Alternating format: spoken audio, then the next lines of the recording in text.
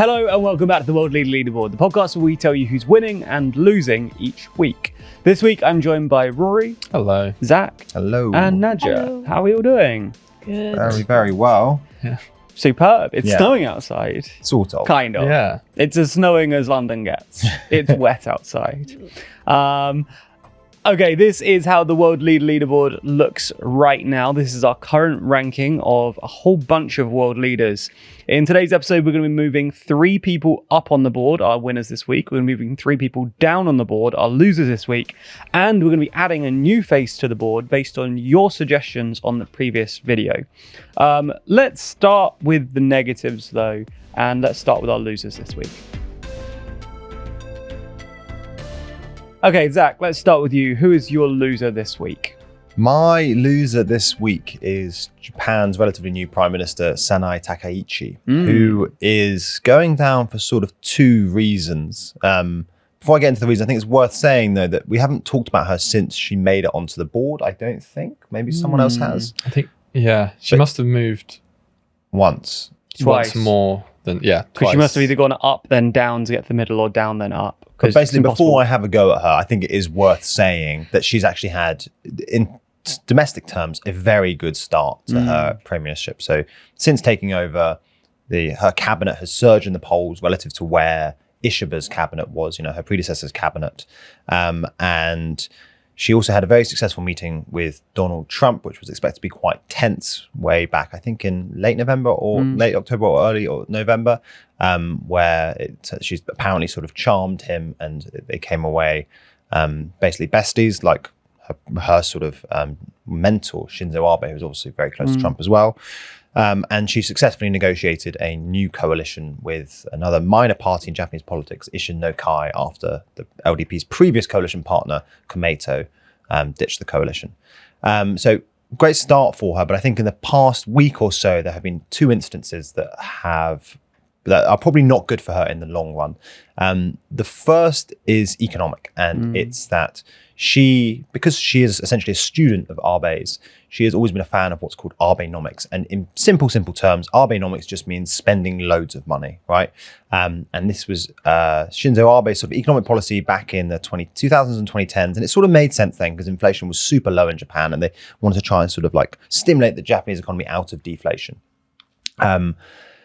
When she came to power, it was unclear how much Abenomics she was going to do. And originally it looked like she was going to do less than people expected.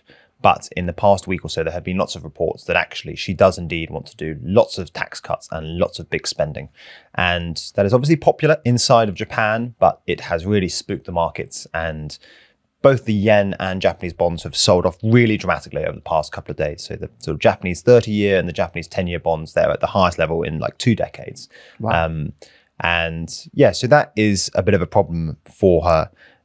She also announced a little Doge unit, a Department of Government Efficiency unit. And people keep on doing this in other countries, despite the fact that Doge didn't work in the US. Place. So why are we all copying it? And that obviously hasn't calmed the markets. So that's the first thing. The second thing, and I think people will probably be aware of this already, is that there was this ongoing spat between China and Japan that started after a number of comments that Takaichi made regarding Taiwan, where she basically implied that Japan would have to intervene in the event of a Chinese invasion of Taiwan. That's a fair characterization, I think right? so, yeah.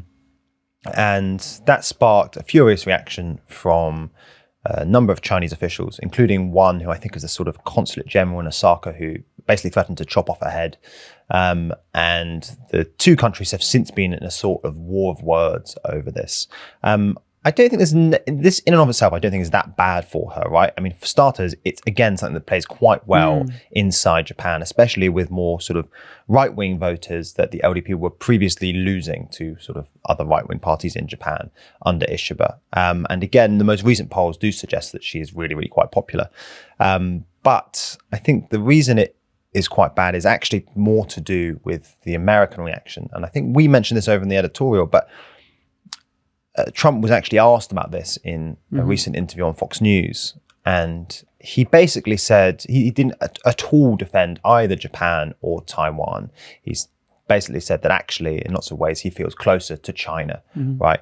And you could see that his sort of priority in that conversation was to not offend China. Yeah. And I think that leaves Takaichi and Japan a little bit stranded geopolitically, right? Like you end up being mates with no superpowers if you're, irritating China, and at the same time, America isn't willing to intervene on that sort of issue.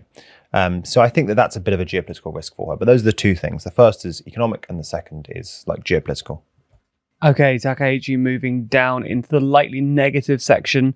I'm interested to bring you in on this one, Rory. You're a Japan follower for us. Not an expert, just a follower. Yeah, you're an observer. What do you make of these recent events, specifically in regards to kind of the situation with China and how they're playing on the kind of geopolitical stage? Yeah, it's interesting because when Takaichi came in, like she was always, the big sort of risk was always that she was going to anger China in some way, because she does come from that side of China, of Japanese politics that is more anti-China than other sides. And the things Zach said about Trump sort of distancing himself from that, I think would be interesting. She would have got on well with Biden, I think, given that he sort of broke taboo and basically said he'd defend Taiwan as well. I think they could have both been united in that, but she's obviously in a different situation now.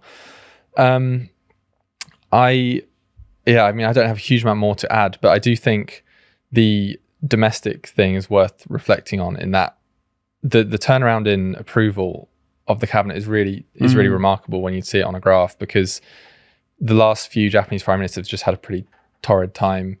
And I know you could say she's still in the sort of honeymoon period, but I think even Ishida didn't have much of a honeymoon period. So it is a really good sign for her. But I do think the risk that a sort of feud with China that impacts sort of the economic situation in Japan, whether it's in trade talks and stuff like that, is a big risk for her.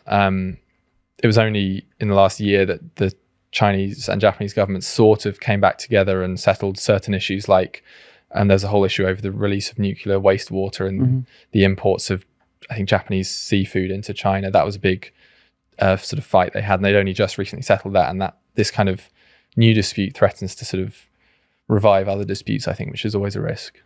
Yeah, I think we always made the point that I basically forgot to make really well there, that like it might play well domestically, but there is an economic risk, right? And I think another thing I forgot to mention again is that inflation is already quite high in Japan. That's why Abenomics sort of made sense back in the 2010s, but doesn't really make sense now. It's only about 3%. And for a country that's had it at 0% for the past 3 decades, that has proved very politically destabilizing, right? So the risk here is that while tax cuts and spending increases are nominally popular, when they feed through to inflation, they become unpopular, right? And the same thing is that if the sort of war of words over Taiwan escalates into some sort of like trade or tourism embargoes, or a de facto embargoes, that again could have an economic impact, and that would be probably bad for Takaichi in the long run, if that makes sense, right? Okay. Let's move on to our next loser of the week, and that is yours, Nadja. Who is your loser this week? Okay. My loser of the week is the Mexican president, Claudia Sheinbaum. The main reason being is that protests over the weekend against her kind of governance and kind of what's been argued as a soft approach to Mexico's war on drugs, escalated quite a bit, and have now, and that's kind of been seen now as the first kind of big domestic test on her political role ever since she stepped up into power earlier this year or late last year, I can't remember. Late last year. So for some context, Sheinbaum in general, she's all the way at the top of our leaderboard for a reason. She's an incredibly popular leader, not just in Mexico, but like when you look at other leaders in Latin America, she's way up there. She has like an approval rating of 70%. She's a successor of the Almo Morena whole story party. So she's been kind of riding the waves. She's been doing pretty well. She's been handling Trump pretty well. That's making Mexico, obviously, they're neighbors with the US, and there are a lot of threats from Trump's side of things with tariffs and fentanyl crisis. But so far, she's managed to handle all those little disputes very well. So she's been doing well in that sense. That's why she's at the top of the board. However, one one of the things that a lot of Mexicans aren't really unhappy with is that she promised that she would come into power and that she would not solve the the massive drug problem and homicide problem that has corrupted and plagued Mexico, but that at least she'll do something to push those rates down a bit. But a lot of people see nothing has really changed. And then earlier this month, a mayor from a district in Mexico, Urupan, his name was Carlos Manzo. He was murdered early this month. He was very much outspoken against the kind of against organized crimes, especially in the agriculture sectors. And he was kind of pushing the federal government to do something about it.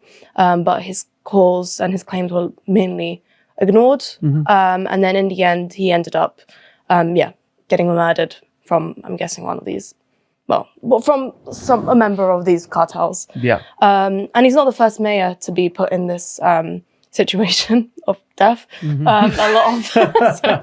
A lot of mayors previous to him, there's so many mayors have been murdered along the same premise. So it's a really, really big thing, a really big political problem in Mexico. Now, Sheinbaum has argued, so these protests happened over the weekend, triggered by that murder of the mayor. There were around 20 people injured, around 100 people injured. So things did get a bit out of hand. Sheinbaum argued that a lot of these protests were organized by right parties on the right, as well as bots. But some of those claims are a bit wishy-washy. It's largely been seen as a kind of Gen Z movement, a similar movement that's to what's been happening across the rest of the world, which we can talk about later as well. And she has argued that actually, homicide rates are going down. Now, whilst this is true, perhaps in the bigger urban areas like Mexico City, it's not the fact for other more rural, more isolated districts where actually the complete opposite is happening. So that's what's happening in Mexico, and that's the problems Sheinbaum has now encountered there. It is politically difficult for her, especially because not only is it domestically uncomfortable, but she's got Trump as well, kind of saying, you guys need to sort your drug crisis out, the fentanyl crisis out. And he even recently said, I'm not sure if it was yesterday or a few days ago, but he said, we're going to strike you guys. If you don't sort something out, we're going to invade, we're going to intervene or something. So far she replied, no, that's not going to happen. But, the pressure is quite strong on her in general at the moment. So yeah, she's going down this week. She's moving down, but as you noticed, she was at the top of the board previously. Yes. So she is only falling from the very positive section to the regular positive section. A very thorough analysis there. I had a few questions as you were talking. I think you answered basically all of them. I'm curious if there's any more info on the kind of American response, Trump's reaction to this. Obviously, as you mentioned, a kind of tense relationship. This is the idea of drugs and cartels is something that he's very interested in. Yeah. Beyond just saying we're going to strike you anyway. Has there been much else in the relationship there? So far, I don't think so. I think we've obviously seen Trump and his kind of war on drugs rhetoric has been amplified, and he's even been deploying warships into the Caribbean, and this whole dispute with Venezuela, and a lot of these things we've always been seeing that he is very, he's become quite serious about this issue. But so far, he actually has maintained pretty good relations with Sheinbaum. To have a relatively good working relationships thus far. So I don't think there will be necessarily an escalation anytime soon. But nevertheless, it's something that Sheinbaum will probably have to keep an eye on. Yeah, absolutely. Yeah. What do the other two of you make of this? Obviously, Sheinbaum's someone we've made a number of videos on before about why she's so successful, why everyone loves her so much, what the rest of the world can learn from her. This does seem to be the first kind of chink in her armor, maybe. This is maybe a difficult topic for her, the issue of kind of drugs and cartels and all those kind of things. What do we make of it? Is this a kind of a temporary moment of protest, or is this a bigger concern? I think even though she has a very high approval rating, there are still, a 20-30% of the population who don't approve of her, and they can get out pretty strong protests. That happened under AMLO as well. He was very popular, and there was still I don't know about regular, but there were a number of big protests against him, because the people who don't like AMLO and don't like Scheinbaum, I think, really don't like them. Sure. And I think Nadja did touch on this, and I don't know to what extent this is the case, but there are definitely the sort of opposition parties in Mexico trying to sort of hop on this Gen Z protest bandwagon thing. So you had the kind of strange sight of like a 70-something-year-old former president at the protest with a very, very clean and sort of freshly pressed shirt with the One Piece pirate flag on it that I'm sure he didn't have in his wardrobe beforehand. So like, I think, you can say these are definitely legitimate protests that I don't think they were sort of started by the opposition parties, but I think those opposition politicians and parties have sort of jumped in and tried to sort of encourage them and sort of claim a bit of credit. But yeah, as the expert on the Gen Z protests, can these be folded into that wider trend?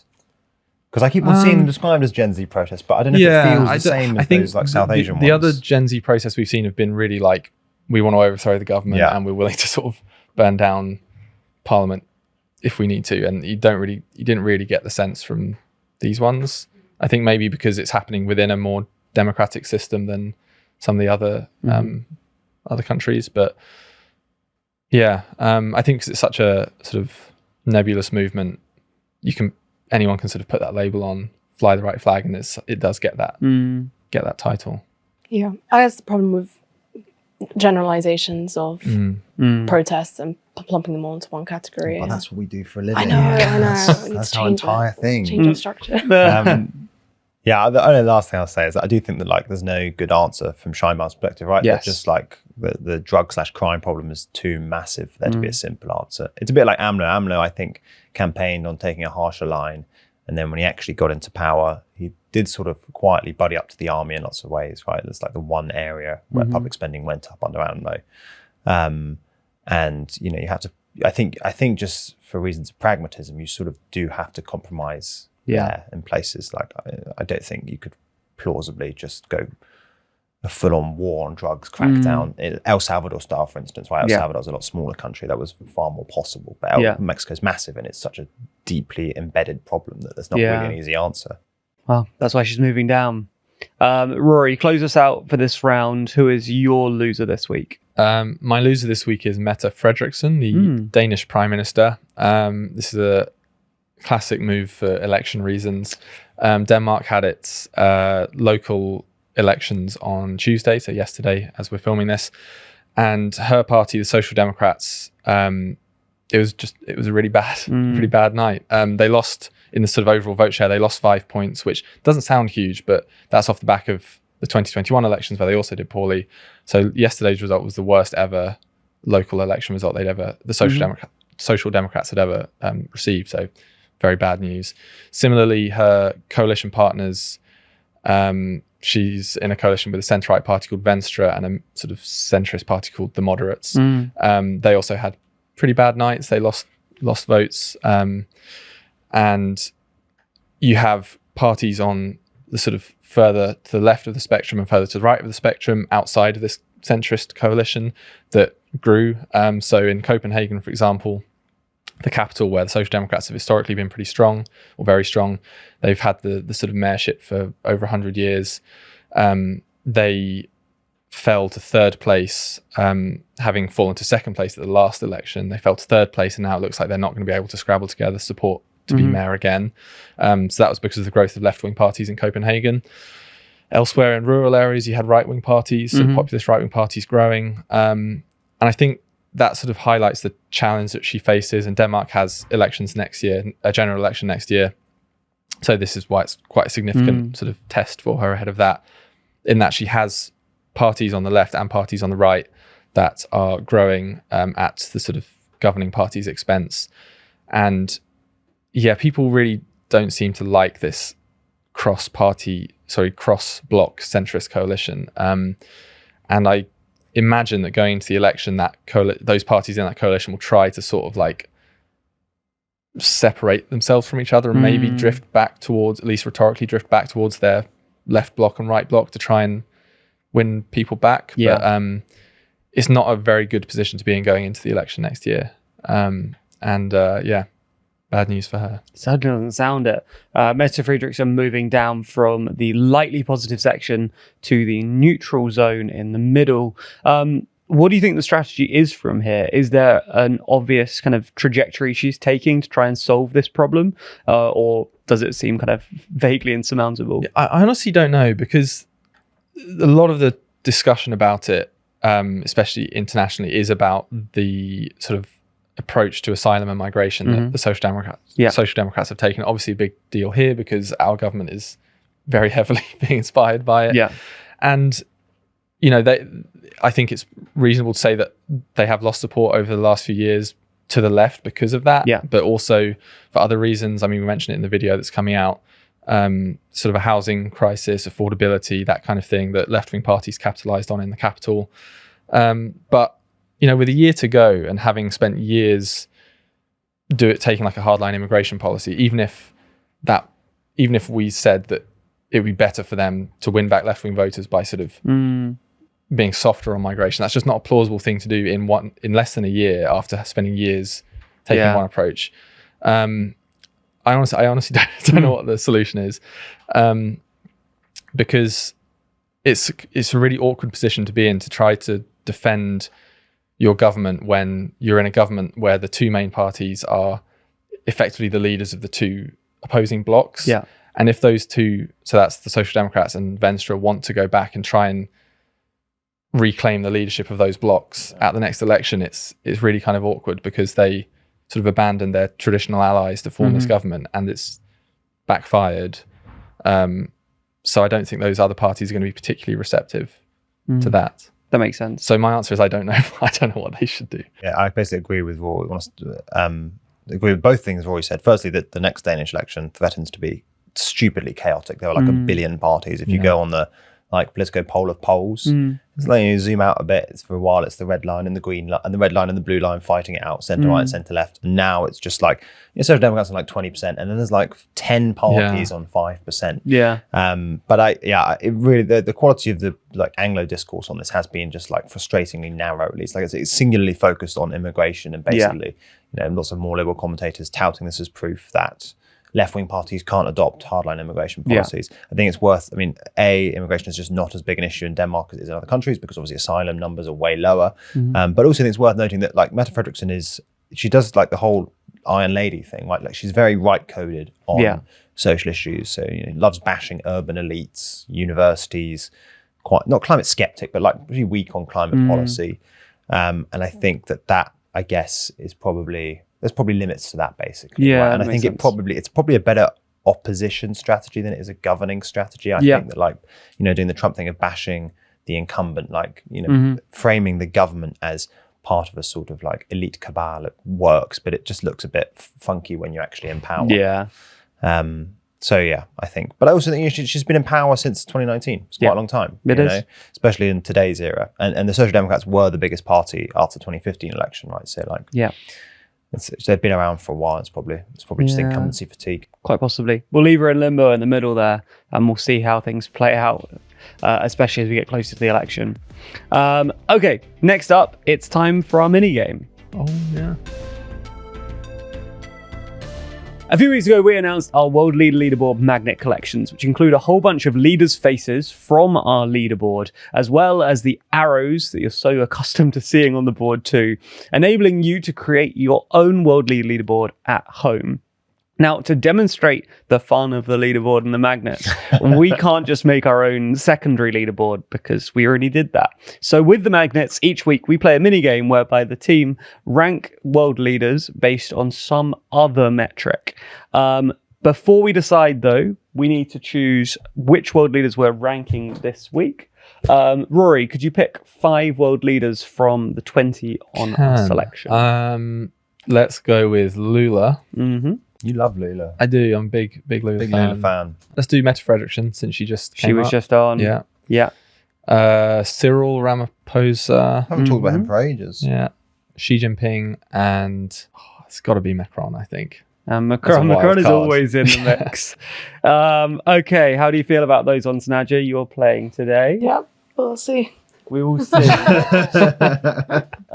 Could you select one of the cards and hand it back to me? It is a fact one, though, I'm afraid. That's good. You are ranking the world leaders. And remember, there is a right answer this time. You can confer with the team, I think. Okay. I've never had a fact one. What's a fact one? You are ranking them based on the population of their respective capital cities. Oh, God. So do you want to run through what the capitals So China are? wins, though. Yeah. China, yes. Beijing. Okay. Beijing. Paris, Brasilia, I mean, Jam- there's three There's capitals. three capital cities. Yeah. Oh, in South We'll go for Africa. the largest capital city in. Okay. okay, Copenhagen. Copenhagen is massive relative to Denmark, but actually There's not many Denmark's people in Denmark. 6 million people or something like that. So Copenhagen must be about Okay, like so China, one. I mean, Beijing at the top. I have no idea. I think probably, Copenhagen bottom. yeah. Copenhagen has to be bottom. What do we, wait. Paris is pretty big. Paris is like what, Brazilian- 10? Yeah, Maybe a bit something more. like that. Brasilia is tough because obviously have no Brazil's idea. big, but it's I not feel like Brasilia is massively- small. I mean, it's not Rio or Sao Paulo. Is Yeah. it? Yeah, I've got no idea about Brasilia. I But wrote the about Brazil- Brasilia in Assembly Required as well, but I don't remember what the population was. Apparently, Cape Town has the largest population. I can't tell you how big it is, obviously, but apparently. But larger than Beijing. So the largest. No, so largest of- South Africa has 3 capital cities, and my we're gosh. using Cape Town because Cape Town's is the Oh, largest. right. Okay. Put Meta Frederickson bottom. Because that definitely. Yeah. Well, yeah, okay, definitely. France. Yeah. All right. Paris is That's it. pretty big. Yeah, Paris I think is big. Paris. I I think think- Paris is bigger than Brasilia. Really? I would think- be tempted I by think so. I Paris. think No. Paris too.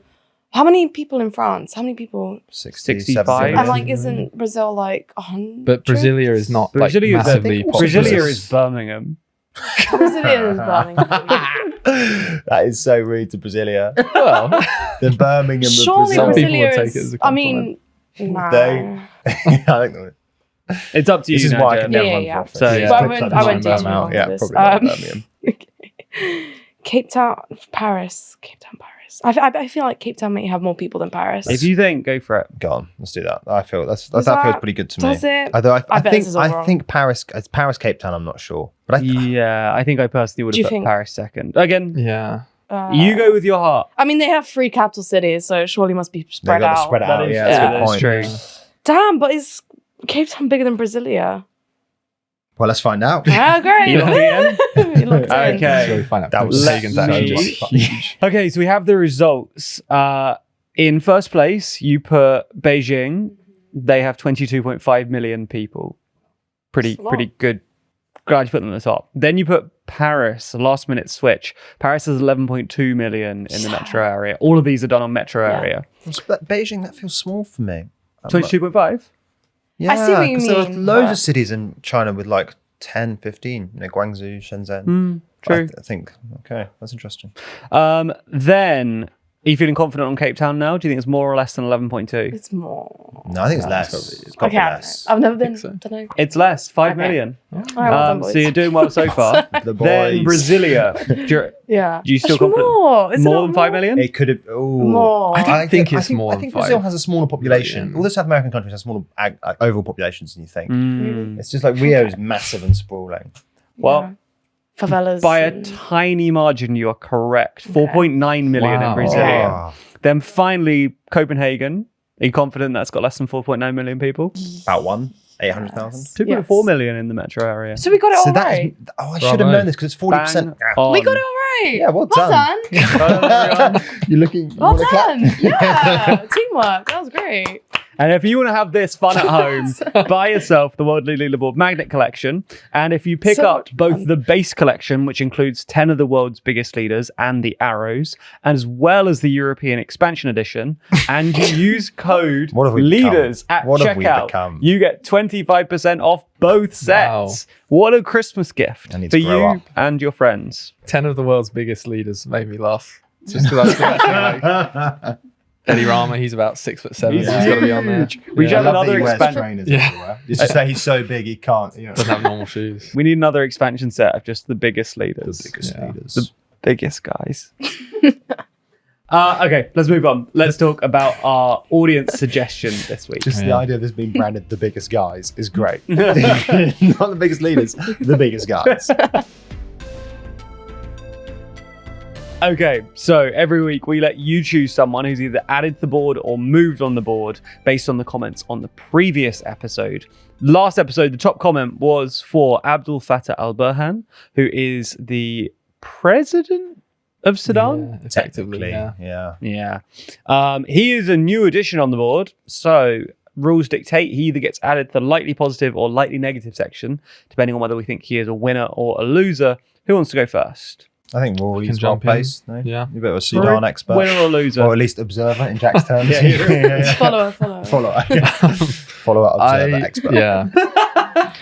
I Relegated rapidly. I think Burhan has got to be a loser. The main sort of story out of Sudan, the Sudanese civil war in the last, I guess it would be the last month, I suppose, was the capturing of a city called El Fasher, which is in the Darfur region, by the Rapid Support Forces, which is this sort of paramilitary group that is fighting against Burhan's army.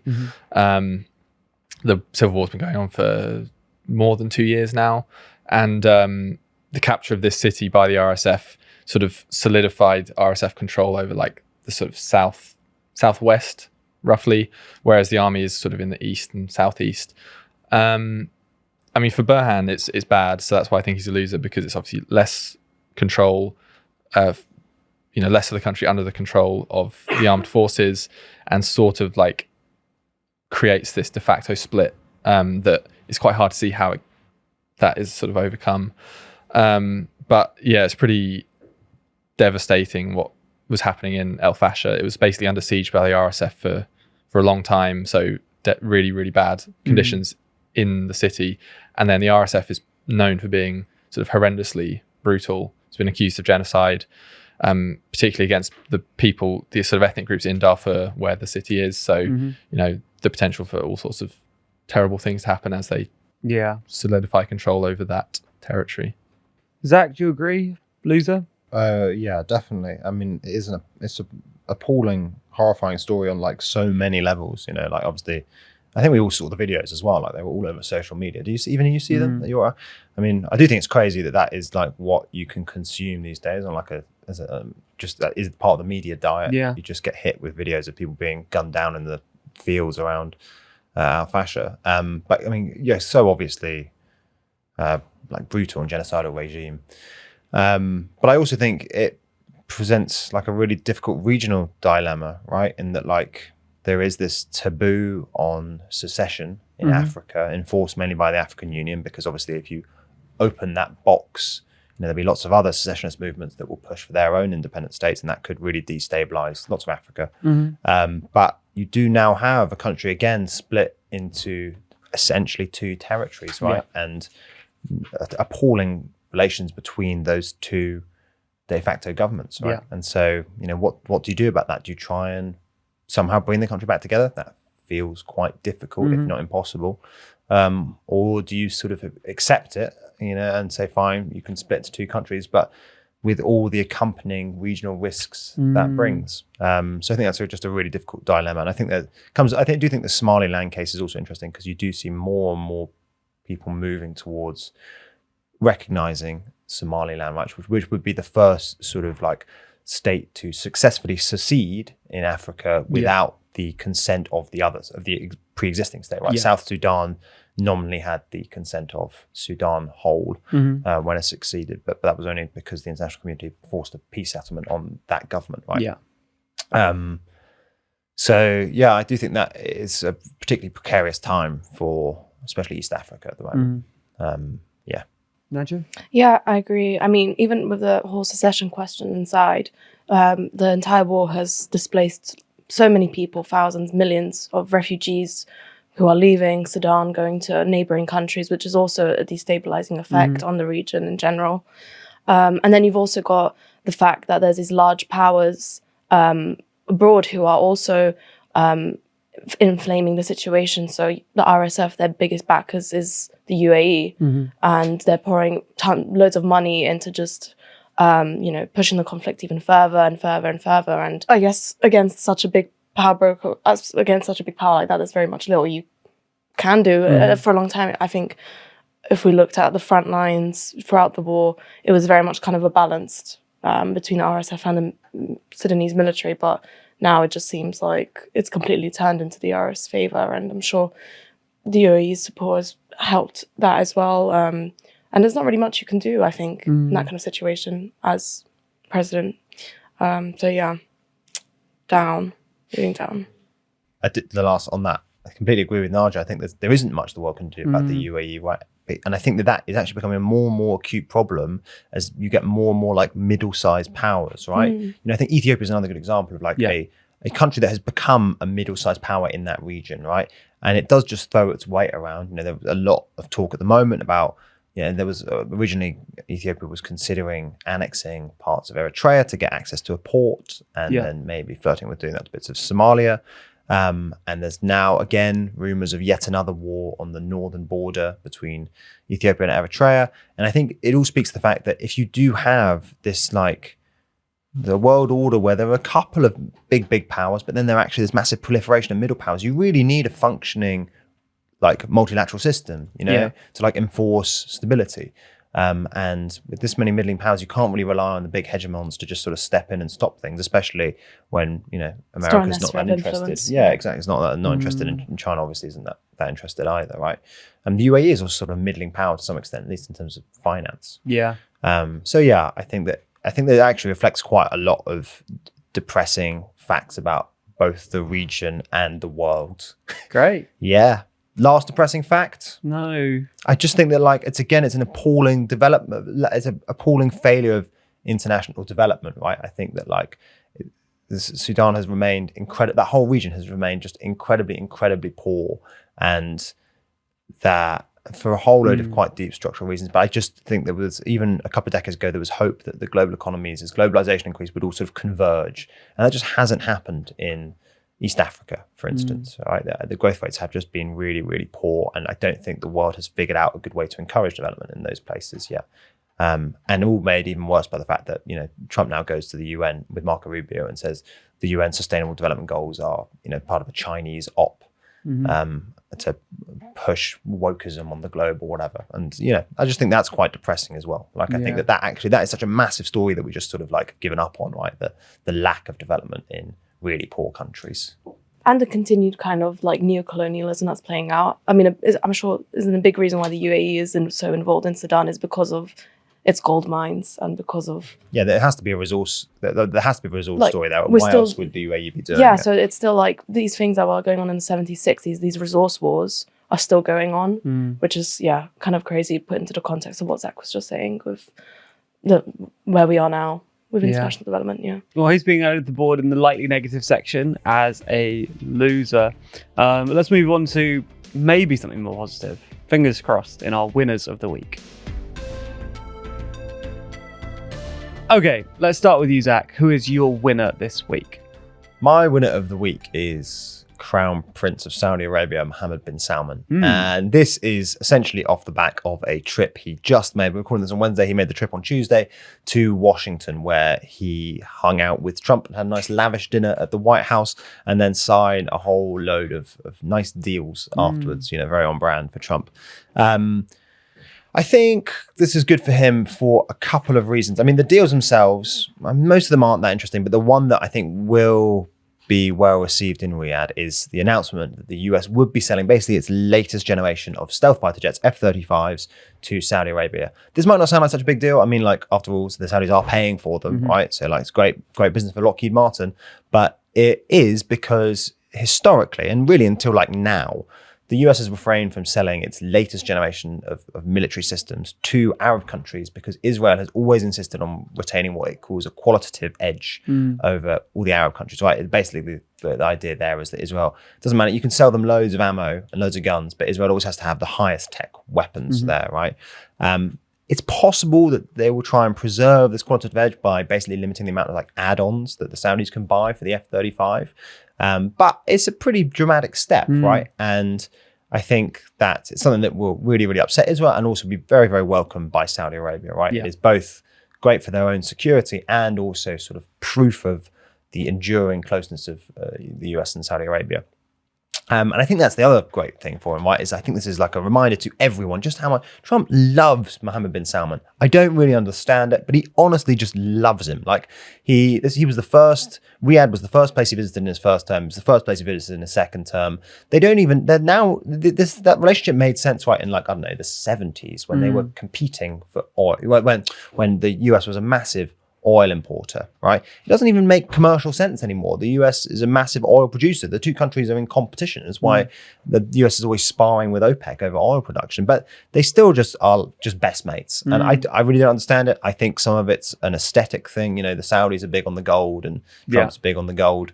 But yeah, and I think it's great for both Saudi Arabia's sort of like international prestige, but also actually for questions of its like regional security, right? It will make other countries in the region think twice about annoying or even attacking the Saudis. And the last thing I think is good for him is I think that we were talking about this in the office, but obviously there was a question about Jamal Khashoggi, who was the Washington Post journalist who was murdered by the Saudi agents in the Saudi consulate in Istanbul, I think, in 2018 when he was chopped up, apparently, and put in a bin. And yeah, he was asked this question, and Trump stepped in and said, I'll answer that one at the White House. And he said something like, you guys are focusing on this one thing, things happen, which is a crazy response to the chopping up of a journalist. But apparently things happen. And I think that again, that's a massive win for absolutely. Mohammed bin Salman, not least because it's worth remembering that during the campaign in 2020, Biden constantly talked about the Khashoggi killing and said, I'm going to turn Saudi Arabia into a pariah state. Right? So I think, massive win for Mohammed bin Salman. Okay, Mohammed bin Salman moving up from the lightly negative to the neutral zone. Neutral zone's getting a little busy today.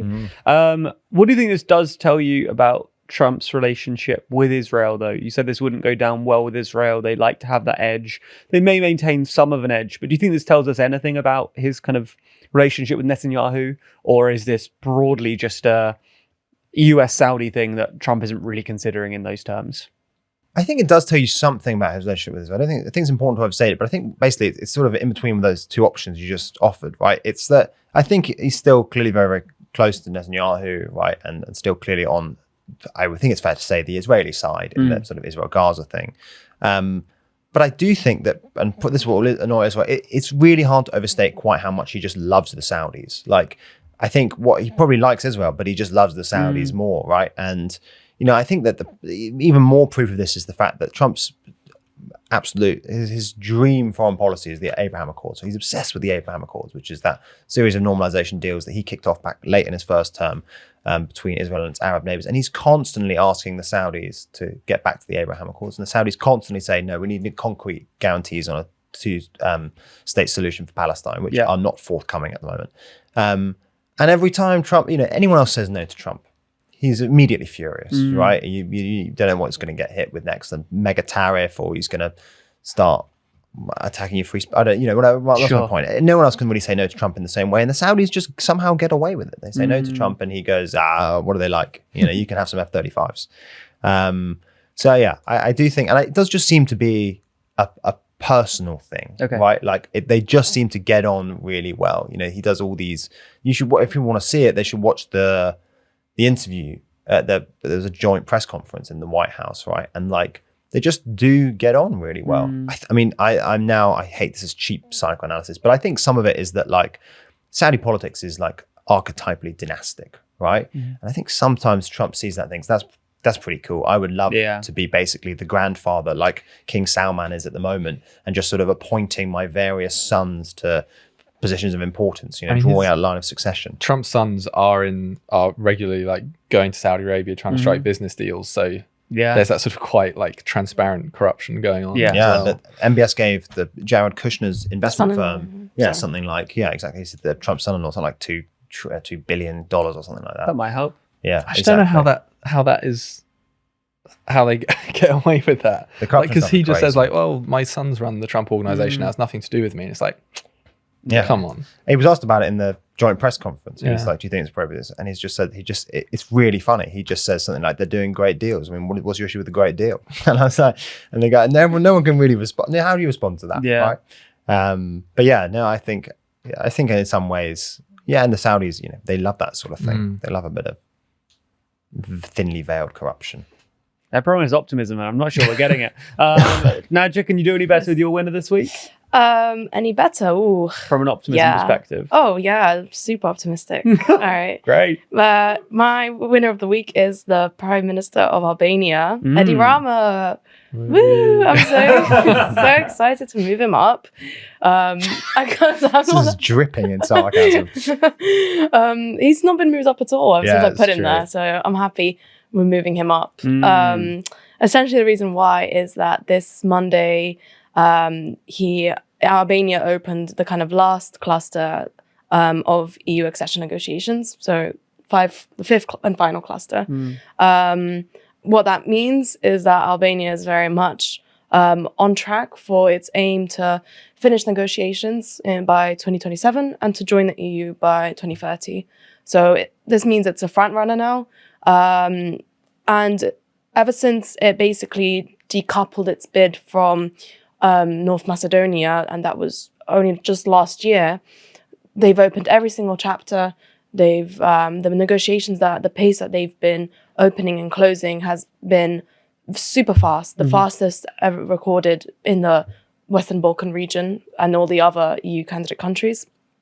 So it's just doing really, really well. Now, this is really good for Rama, not just because the prospect of joining in the EU is getting closer, but also because he won his re-election in May on the promise that Albania will join the EU. So for context, Albanians are very much very, very pro-EU. It's something like 90% want to join the EU, which is, when you compare, again, to the rest of the region, one of the highest levels of support. So this is good for Rama in that sense. Do you think that there is actually a chance of them joining the EU anytime soon? I think so. I think because Albania's foreign policy very much is aligned with the EU. I think that's kind of a major thing. Yeah. I think there's so many problems in Albania, like the biggest one being that it's basically a narco state and corruption is like massive there. But its foreign policy is very much EU aligned, and I think in that context there won't be like they're not gonna get Bosnia in, which doesn't even have a functioning government. They're not going to get Serbia in, which is very much 50-50. They can't really, I don't know. I just think the whole... But you think Albania it fits the bill? I think for the EU, it fits the bill, definitely. I think it's exactly what they're looking for. That would be great. I mean, this is genuinely a very optimistic story because we always talk about, what's it called, enlargement? Fatigue. Yeah, and I think that this would be a great way of the EU showing that, no, it's not enlargement fatigue. It's just that we have criteria and most countries don't meet them. Yeah, but it's also like the new EU Commissioner for Enlargement. She is very much like pro. She's been pushing the enlargement topic a lot more. So she's the Slovenian politician Marta Kos. She's been very much on it, and like the momentum for like enlargement, which was kind of really pushed at the start of the war in Ukraine, and then it died down, and now it seems like with Albania, just like they're breaking these records, like chapter after chapter, opening, closing. Like there's a lot of momentum behind. I can't do that. I can't do that. I wish you hadn't tried. I know, it was such a terrible... can we cut that, maybe? No. But also, I want to say as well, the prospect of enlargement is getting more likely because now the EU are starting to rethink what it means to be a member state and to be a new member state. So they're kind of fiddling with the concept of taking in, not new members, but they take in Albania, but for instance, they won't give them full membership status. They'll give them limited voting rights. So this could be like the stepping stone towards the tiered EU thing. Yes, exactly. Interesting. Like to free speed Europe.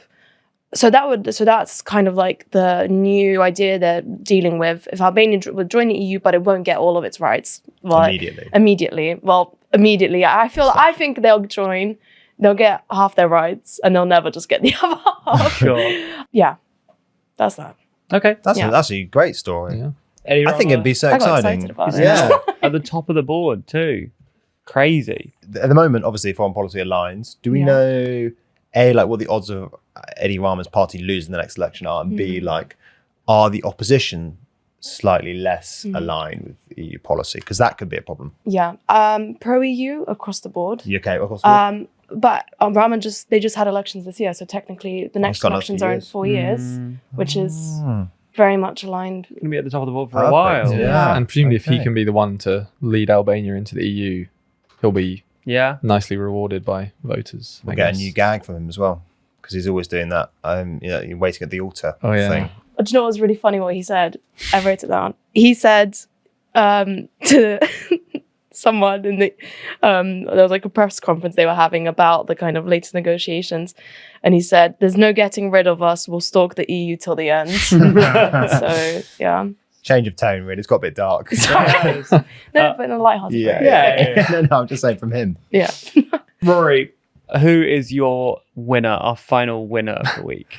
I'm sticking with Europe. Pretty nearby Europe as well. Giorgia Meloni, Italian Prime Minister, is my winner of the week, bumping her way up to the top of the board. This is based on something that hasn't really been widely covered, I think. So the European Parliament just passed I'm going to have to read my notes, what is called the Omnibus Simplification Package, which is quite fun, which basically is a deregulatory package that waters down the Green New Deal, the EU's Green New Deal. Was it called the Green New Deal? Yeah. Yes, Green New Deal. Or just Green Deal, maybe. Oh, Green Deal. So stuff like relaxing environmental obligations for businesses, like environmental disclosure and supply chain transparency, things that the sort of centre-right and right-wing of European politics had been a bit frustrated about since that sort of Green Deal came in. But the reason why this is significant and sort of good for Meloni is that it passed the European Parliament with a right-wing majority. It wasn't the traditional centrist majority of social democrats, sort of liberals and like centre-right, that for the entire sort of EU's history has sort of upheld the governing sort of bodies of the EU. It was the European People's Party, which is a sort of mainstream centre-right bloc, Meloni's European Conservatives and Reformists, and then the two sort of far-right groupings, which is Patriots for Europe, and I think it's European Sovereign Nations. They always change the names around now, but yes, yeah. So it's not a word. Yeah, because this sort of deregulatory package passed with this right-wing majority, it is a real bad sign for that traditional centrist governing majority that has upheld the EU for so long. And a lot of people unsurprisingly in the centre and on the left are quite worried about it, saying that now this taboo has been broken, the sort of centre-right, so von der Leyen's centre-right sort of grouping are going to be more and more comfortable looking to the right to secure their majorities in Parliament. And they have a majority as well. Yeah. So for Meloni, I think she's the president of the European Conservatives and Reformists, the ECR. Her group celebrated this as calling it the new majority in Europe, which is a sign that they sort of see this as a chance to really boost their influence and sort of get a foothold in the sort of passing of it, important packages and sort of regulations and things, because this majority had passed a few things in the last year or so, but generally fairly symbolic stuff. But this is the first like big actual legislative package that passed with this majority. So I think that's a big win for her, even though she wasn't sort of directly involved in this process. I think it does reflect the rising influence of her and her grouping. And as you mentioned, rising to the very top of the board, 2 new additions in short succession to the top of the board. Nigel, what do you think about this? This kind of not related. It kind of is. Funny enough, that them two are like besties, Rama and Meloni. True. And if Albania does get into the EU, they're going to be technically represented by Italy. Like Italy will be the one. To vote for them. Yeah. Oh, really? Yeah, Italy will be the one. That's so interesting. Yeah, they've had a really good This is a good video, by the way. Yeah, do you think? Yeah. 100%. Yeah. Wow. What way to close the episode? Green lighting a video for the EU channel. Okay, so it's real time. Those are our winners and losers of the week, but we need to choose an ultimate winner and ultimate loser. Okay, so we now need to decide on our ultimate winner and ultimate loser of the week. Let's start with our ultimate loser. You've got 4 options to choose between. Abdul Fattah el-Burhan, Takaichi, Scheinbaum, and Mette Frederiksen. You choose one of those people, and if we have 3 out of 4 of us agreeing, they move down an additional spot on the board.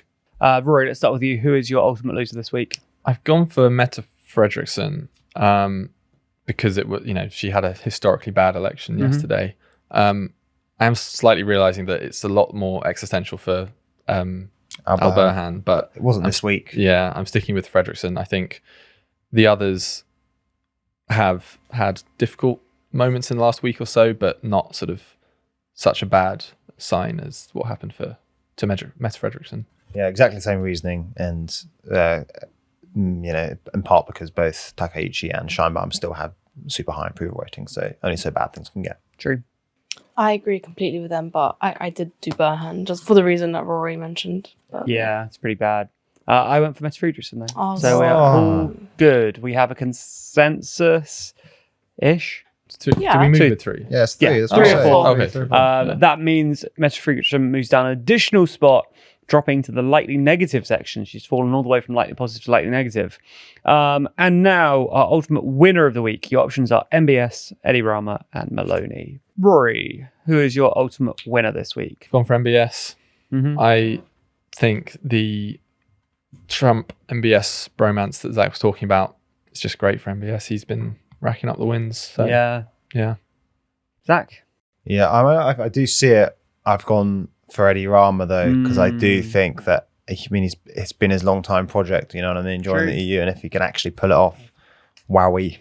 Yeah, I did put Raman, but then changed the MBS. Ooh, Yeah, because interesting. I guess the economy's been not great for him. I guess this is a good political win, and it happened the week. Yeah, I did MBS. I also did MBS. Yeah. So MBS moves again. Oh, That's the And best not- way to be, Yeah. I'm nominally humble, but Yeah. still smug. MBS has done the reverse Meta Friedrichsen. He's gone from lightly negative all the way up to lightly positive this Oh, week. switch Yeah. places. So some real shifts on the board. That is all for today, but remember to let us know in the comments who you want us to add or move on the board next week in the audience suggestion. Whoever gets the most likes in their comment will be the person we move within reason. So let us know and upvote other people's comments if you agree with them, and we'll be back again next week with more winners and more losers. We'll see you then. Bye-bye. Which include a whole bunch Before of... we do this, very quickly. Yes. What do you mean before? I was just thinking, you could actually do 2 people playing the mini game. A few weeks ago, we announced our world leader Do you leaderboard. want to? Yeah. Do you want to do it? No, I don't want to do it. Oh, you get to go now. Yeah, we're good. Okay.